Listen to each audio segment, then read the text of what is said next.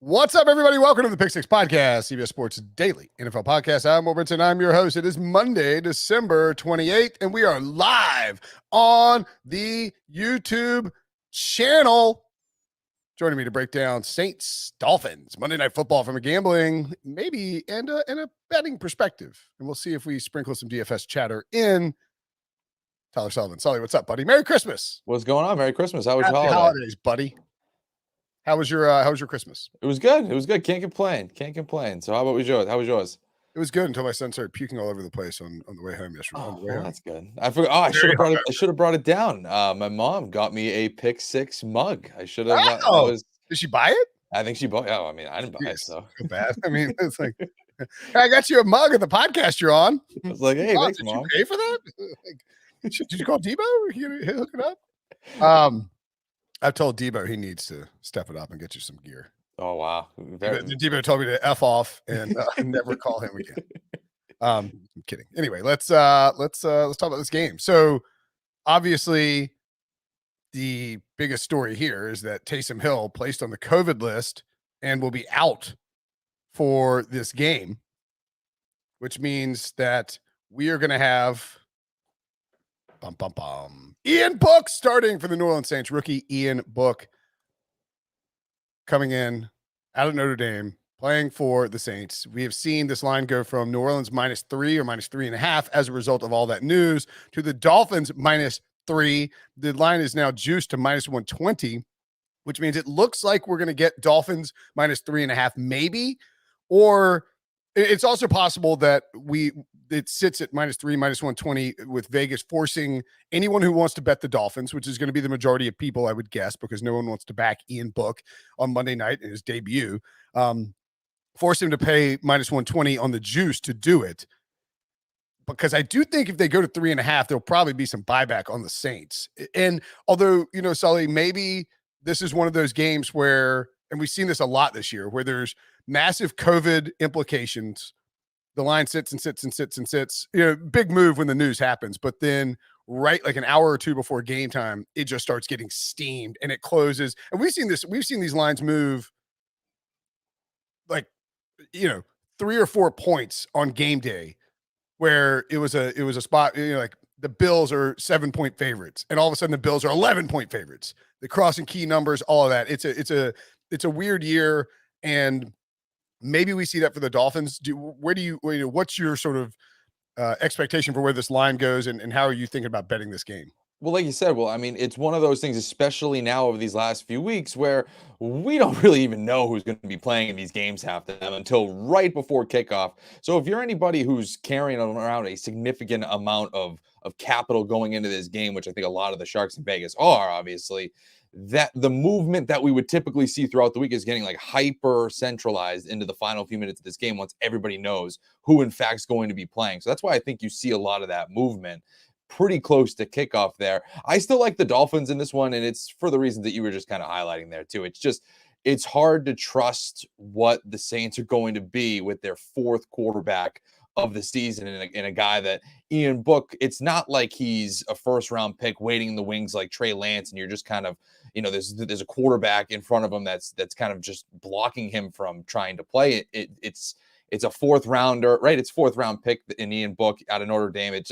It's not one of those scenarios where he's knocking at the door and he's trying to, he's pushing to play.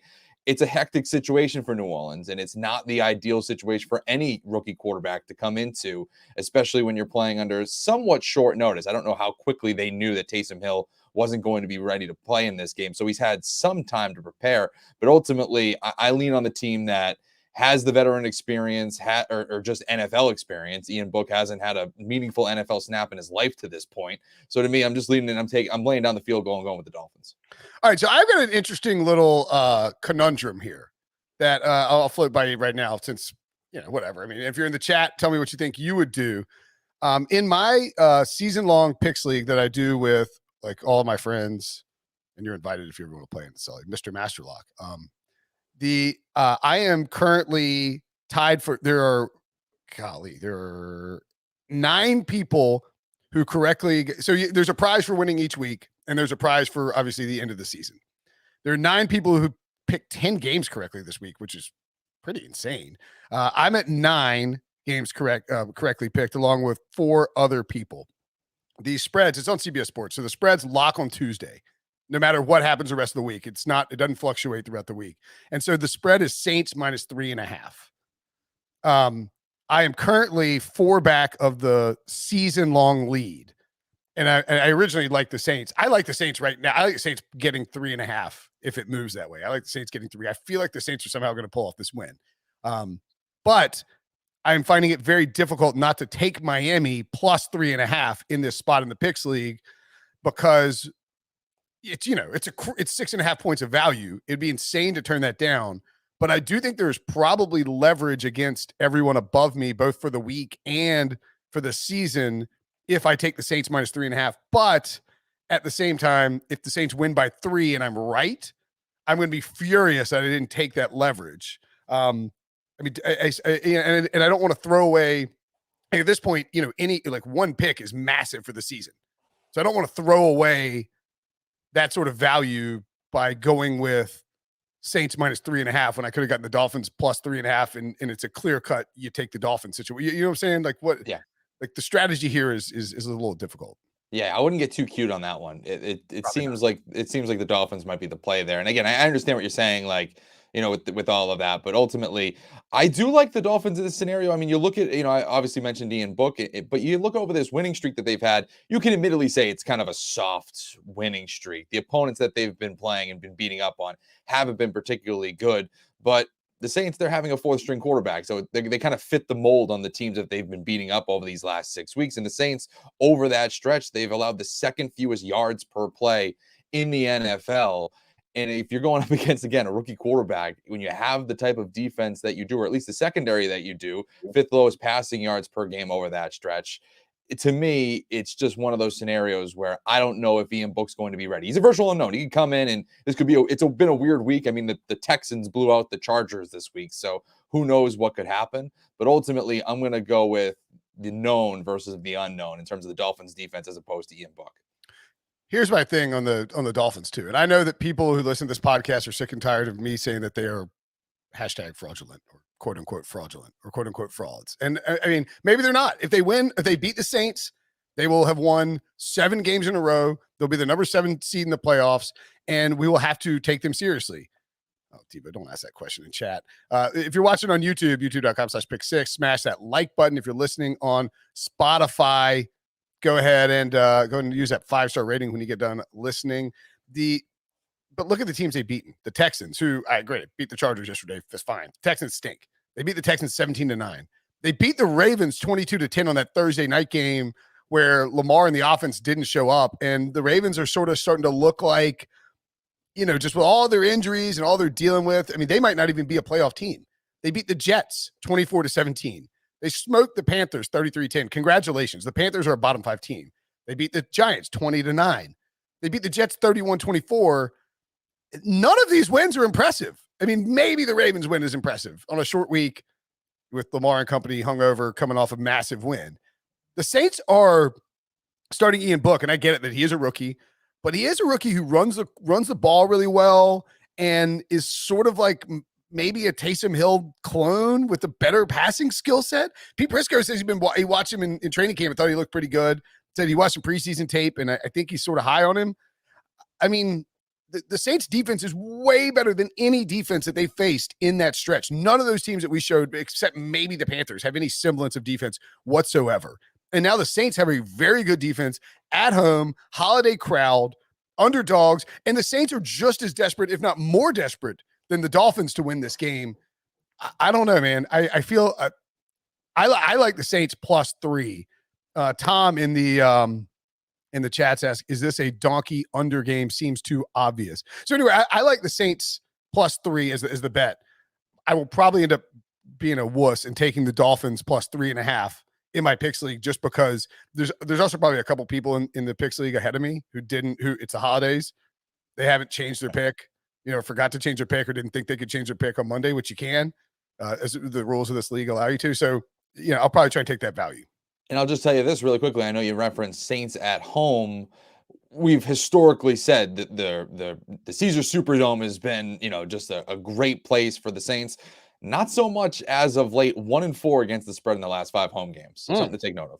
That is certainly worth taking note of, because we're talking about a Saints team that in that stretch, I bet that one is probably the victory over the Tampa Bay Buccaneers on Halloween when Jameis Winston got hurt. They lost outright to the Falcons. They lost outright to the Bills and didn't cover as big dogs. They got lost by 10 to the Cowboys. Yeah, they have not been very good at home. Oh, God, they lost to the Giants in OT too with Jameis. Whew, they've been bad at home. You're right. So, yeah, I mean, but the Dolphins are. But the Dolphins, again, we don't really know what they are. Yeah. I mean, it's as much as we're saying, Ian Book's an unknown, a team that has 6 wins in a row, it's really not that strong of a 6 wins as we just highlighted. This is admittedly a tough game, even though, again, it probably shouldn't be. Yeah. The total is 37.5. It's to Tom's question earlier in the chat, like 37.5. What do you do with that? It looks like it might try and creep up a little bit. Yeah. I think it crater much more. Yeah, because it was at 36.5, I think, as of maybe the last night, maybe early this morning. Oh, really? It's starting to move up. Yeah. Okay. I saw 37. I never saw the 36.5. But yeah, I mean, I would be maybe more interested. I would be more interested in potentially taking the over here. I'd like 37, but you take, or maybe, even if you take 37.5, you take the over and then cut and hope for an early score from either one of these teams. Probably would be New Orleans with some kind of trickeration. And then you come back and bet a live under, and you've got yourself a window where you hope it hits and you can't lose. Now, if neither team scores for the first 5 or 10 minutes of the game, you're not going to be able to, you can't keep chasing that live over. Don't do that. I just sort of, I tend to think that, yes, to Tom's answer, to answer Tom's question, yes, this looks like a donkey under in the sense that how are these teams going to score? Well, Alvin Kamara is insanely good. Sean Payton is a great coach who can dial up some stuff for Ian Book. And, Tua Tagovailoa has played pretty well over the last month plus. Jalen Waddle looks like a budding superstar. And the Dolphins do have the talent on offense to jailbreak some stuff or to, move the ball. I don't think they're going to run the ball. I think they need to pass the ball against the Saints. They should be able to do that. I don't know. It's finding your way to 40 points seems tough, but you could get, 21-17, and that still covers the over here. Right. I mean, listen, like you said, they have playmakers that if you get the ball in their hands, even in New Orleans, I mean, if Ian Book is able to just get the ball in Alvin Kamara's hands, there's a chance that he can go for 7 every time he touches the ball. I mean, it's totally doable. My biggest concerns are really when you look at the defenses for both of these teams. The Saints rank number 4 in DVOA coming into this game. The Dolphins rank number 12 in DVOA coming into this one. So and again, that number 12 DVOA is going up against a rookie quarterback that's never had a start in the NFL. So it's not the easiest sledding going into this one. Yes, it's a donkey play going under here. I would almost kind of wait and see what this line does. We just talked about it with the spread, really, about how we've seen these numbers move quite a bit going into kickoff. I almost wonder if this gets a little bit higher. Like I said, it's basically come up a full point just pretty much half the day here. I think I saw it earlier this morning, or I did see it last night, so I don't know how much it's really moved overnight. But ultimately, if this starts to creep up to 38 and a half, that's maybe you feel a little bit more comfortable hitting the under as it's starting to go up. Yeah, I think if you like the underweight, if you like the Saints weight, if you like the Dolphins or the over, you probably need to take it now. Just the direction it appears to be moving. Yeah. I would also just point out that again with the Dolphins, you look at their defense has improved dramatically, and the in terms of yardage allowed, their lowest 5 totals are since November 7th.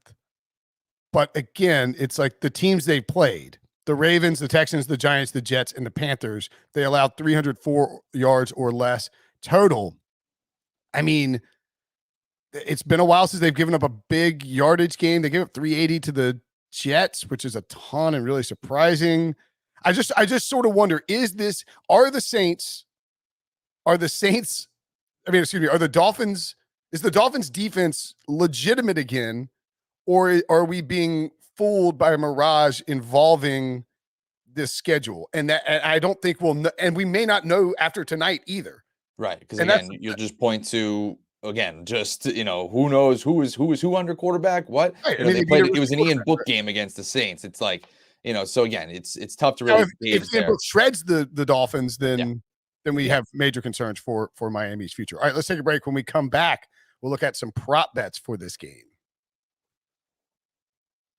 So the props in this game, we have a pretty good selection over on. Oh my goodness, the over on Caesars. Oh, I thought that was a total interception price had gone up on Ian Book. You and I both are on. I like both the interception overs here. Tua over half an interception, -110. Give me that all day long. Yeah. I mean, the Dolphins offensive line is not that great, and the Saints defensive line is a strength. They look, the Saints, by the way, the Saints in their last game did shut out Tom Brady and the Buccaneers. I mean, the idea that they just cannot stop Tua and the Dolphins is kind of wild. So I think over Tua interceptions feels like I almost like it better than over Ian Book interceptions, not because it's more likely, but just because it's cheaper, and I trust the defense. I think the Saints will minimize what Ian Book is asked to do as much as possible in terms of throwing into coverage where they can. If they get down big, it won't matter. I like the over on. I think we see an interception for both quarterbacks in this game. Right. I would bet 2 interceptions on the matchup and the play of the quarterback, and I'm betting the over on Ian Book almost on principle, where it's you have a pretty solid defense that has 11 interceptions on the year, and they're going up against a rookie quarterback that's never played before in the NFL. It's you almost just have to bet that one, or at least seriously give it some consideration when you could say, okay, there's a rookie mistake in there somewhere. It has to rear itself at some point or another, or more often than not, that's going to cash, whether it's tonight or whether it's when the next rookie quarterback plays. Typically, there is a mistake made. Some defensive coordinator kind of just outwits the quarterback for a second, and then again, an interception unfolds. So to me, I like Book. I even like Tua there. I don't have it as one of mine, but I would definitely bet that one too. And by the way, the Dolphins over this stretch of wins since their win streak started, 4 turnovers against the Texans by the defense, 2 from against the Ravens, 1 against the Jets, 3 against the Panthers, 1 against the Giants, 1 against the Jets. They are on a 6-game win streak and a 6-game defensive turnover streak. Debo, hit the over on Tua and on Ian Book. I was actually surprised. Over interceptions. You could parlay this. Both guys have an interception plus 212. I don't hate that at all. Yeah, I love that. Cash in the first quarter, man. Yeah, that's a great one. I love that. We can definitely slot that one in for both of us. I think that's an easy one. And for me, I'm looking at 2 the under on his passing yards prop. I had it at 231.5 at even money. The Saints, for all their issues that they've been dealing with, and again, I think it's starting to go up a little bit. So, it's 233.5, right? Yeah. And we're starting to go down, you mean? It's actually gone up. No, I had it at 231.5, and that's gone up to 233. But for all the Saints issues, whether it's been COVID or what have you, their secondary, again, as we've kind of highlighted, has been solid. Going back to week 10, only one quarterback has gone over this passing yards prop, or at least the one that I had. It was Josh Allen back in week 12 over this stretch. So basically, since week 10, they've averaged quarterbacks with 196 passing yards per game, and Tua has only gone over this number 2 of his last 3 games. So again, it's just, to me, I don't feel particularly confident in Tua lighting it up against the Saints. Like you just said, they just shut out Tom Brady last week, and I don't think that Tua is the type of quarterback that's going to be able to carry the Dolphins in this game. I think they'll probably win it, but I don't think it's going to come with Tua absolutely, being a first-round quarterback, lighting up the scoreboard type of performance. It's more that the Saints will lose it than it will be anything that the Dolphins do. The one concern I would have about going under on Tua is the Saints rush defense is so good, and the Dolphins rush offense is not exactly a dominant unit. I mean, they're trotting out, Duke Johnson, Salvin Ahmed. They have Phillip Lindsay. I don't know if he's going to play in this game. I mean, the Saints have the number 1 rush defense by DVOA, and that's after, earlier this year, they were absolutely gashed by the Philadelphia Eagles. So my concern is that while it does make sense that Tua won't have a ton of success against a good defense, he may just have to throw so much that ultimately, he is he's just going to get over that number on sheer volume, or you get a Jalen Waddle jailbreak. And it wouldn't be surprising if the Dolphins came out and said, all right, we know they can't, we know they're going to stop the run. They think we're going to try and run and just, make Ian Book win.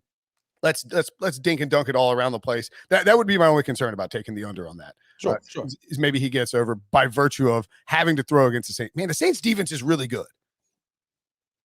I mean, I want to keep the Saints. I like the Saints a lot here. It's tough. It's tough. I know. It's one of those things where if it was just even if it was Simeon in this game, I think this would be completely different outlook. I mean, it's just because you're seeing the fourth quarterback of the year, and it's someone who they didn't even really want to start. I mean, they were asking Drew Brees and Phillip Rivers if they wanted to come out of retirement, reportedly, as opposed to going after Ian or starting Ian Book. So it's a tough spot for New Orleans for sure.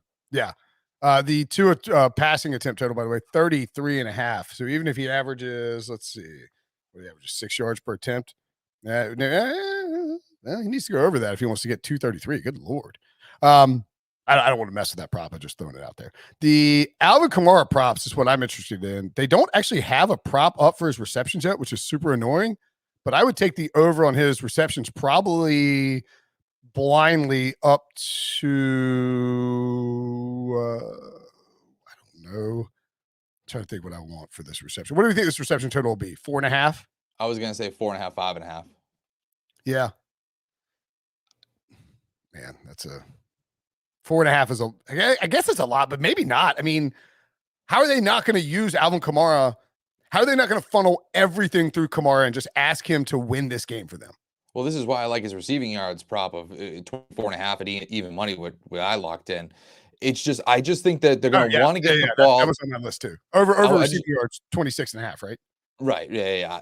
I just think that they're going to want to get the ball out of Ian Book's hands as quickly as possible. And what better way to do it than pretty easy throws to Alvin Kamara out of the backfield? I was reading, I forget who had it. Apologies for not citing them, but Ian Book really threw to his running backs a ton at Notre Dame. So it's just something that he's probably used to a little bit. It's within the Saints offense to design passing plays. Sean Payton's obviously a great head coach. He knows that he wants to put Alvin Kamara in the best spot to score, and he put Ian Book in the best opportunity to succeed. And that is by putting the ball in Alvin Kamara's hands. He's gone over this number 6 out of 10 out of his 10 games played this season. Miami's been pretty good at defending running backs in the passing game out of the backfield, but ultimately it's almost similar to what you were saying with Tua in terms of the passing yards. The volume for Kamara is going to be insane. He already has, I believe, 33-ish% of the total touches for the Saints this season.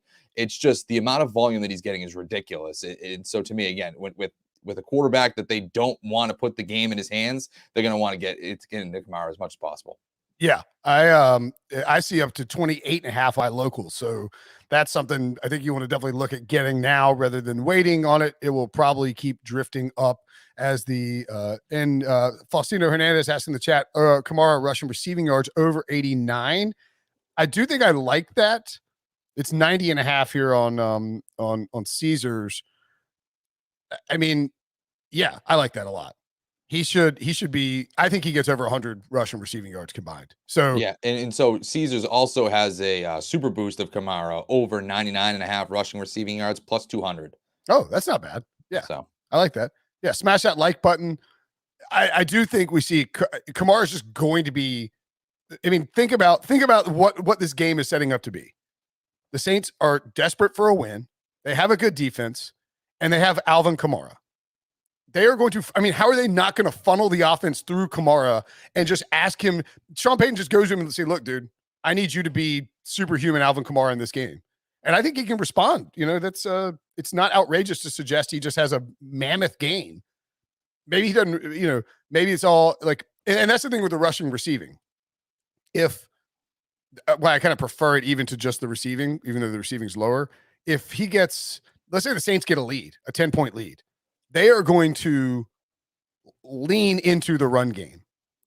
Let's say the Saints are down by 10. They're going to be forced to throw the ball to Kamara. So by going with the over on total yardage, it gives you a few more outs in the event that the game script, like Kamara should be able to get there, regardless of, he should be able to get to the 90 regardless of game script. Right. That's game Whereas script proof. Again, you can get it in multiple ways. It doesn't matter. Whereas if it's, you might not get 26 and a half receiving yards if they're winning and he hasn't already gotten them.